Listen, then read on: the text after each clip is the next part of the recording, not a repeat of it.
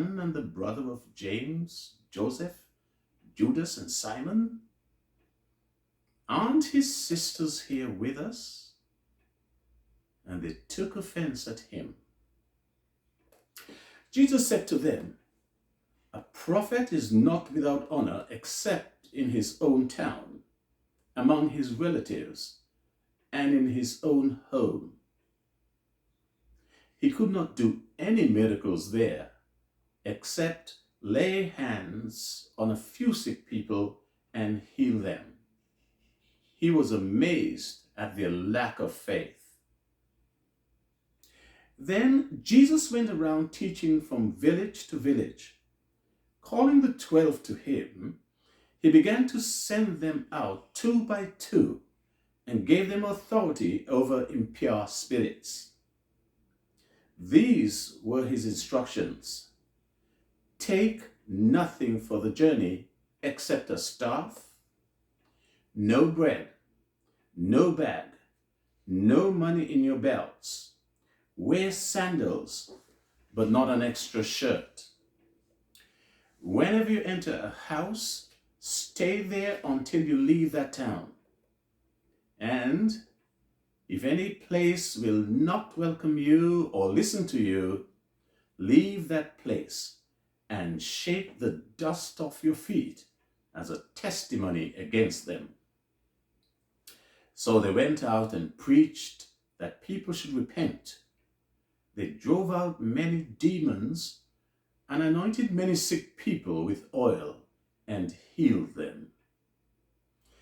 When King Herod heard about this, for Jesus' name had become well known, some were saying, "John the Baptist has been raised from the dead, and that is why miraculous powers are at work in him."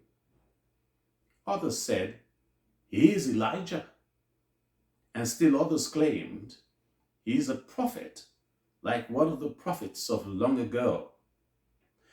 But when Herod heard this, he said, "John, whom I beheaded, has been raised from the dead." For Herod himself had given orders to have John arrested, and he had him bound and put in prison. He did this because of Herodias, his brother Philip's wife, whom he had married. For John had been saying to Herod, "It is not lawful for you to have your brother's wife." So Herodias nursed a grudge against John and wanted him killed. But she was not able to, because Herod feared John and protected him, knowing him to be a righteous and holy man. When Herod heard John, he was greatly puzzled, yet he liked to listen to him. Finally, the opportune time came. On his birthday, Herod gave a banquet for his high officials and military commanders and the leading men of Galilee. When the daughter of Herodias came in and danced, she pleased Herod and his dinner guests. The king said to the girl, "Ask me for anything you want, and I'll give it to you." And he promised her with an oath, "Whatever you ask, I will give you, up to the half of my kingdom." She went out and said to her mother, "What shall I ask for?" "The head of John the Baptist," she answered. At once, the girl hurried into the king with the request, "I want you to give me right now the head of John the Baptist on a platter." The king then was greatly distressed, but because of his oaths and his dinner guests, he did not want to refuse her. So he immediately sent an executioner with orders to bring John's head.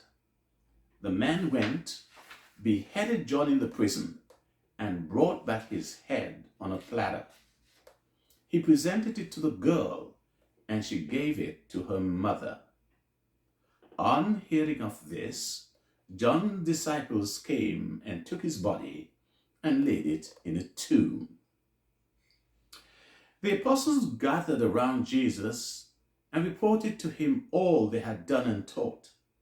Then, because so many people were coming and going that they did not even have a chance to eat, he said to them, "Come with me by yourselves to a quiet place and get some rest." So they went away by themselves in a boat to a solitary place. But many who saw them leaving recognized them and ran on foot from all the towns and got there ahead of them. When Jesus landed and saw a large crowd, he had compassion on them because they were like sheep without a shepherd. So he began teaching them many things. By this time, it was late in the day, so his disciples came to him. "This is a remote place," they said, "and it's already very late. Send the people away so that they can go to the surrounding countryside and villages and buy themselves something to eat." But Jesus answered, "You give them something to eat." They said to him, "That would take more than half a year's wages. Are we to go and spend that much on bread and give it to them to eat?" "How many loaves do you have?" Jesus asked. "Go and see." When they found out, they said, 5 and 2 fish. Then Jesus directed them to have all the people sit down in groups on the grass. So they sat down in groups of hundreds and fifties. Taking the 5 loaves and the 2 fish, and looking up to heaven, he gave thanks and broke the loaves. Then he gave them to his disciples to distribute to the people. He also divided the 2 fish among them all. They all ate and were satisfied.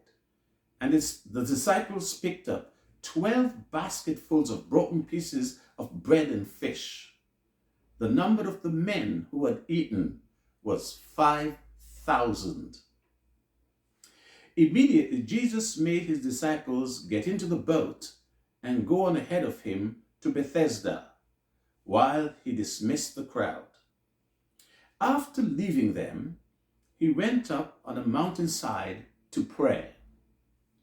Later that night, the boat was in the middle of the lake, and he was alone on land. He saw the disciples straining at the oars because the wind was against them.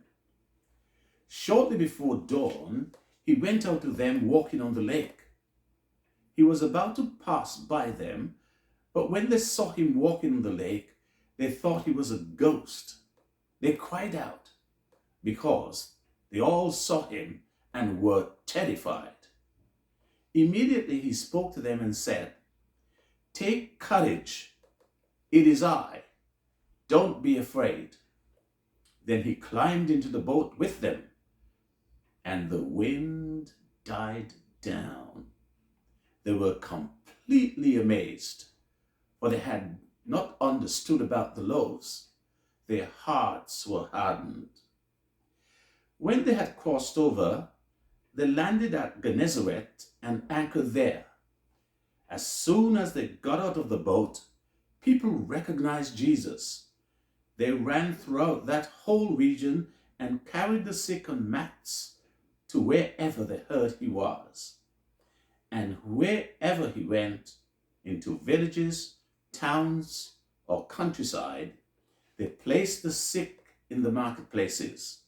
They begged him to let them touch even the edge of his cloak, and all who touched it were healed.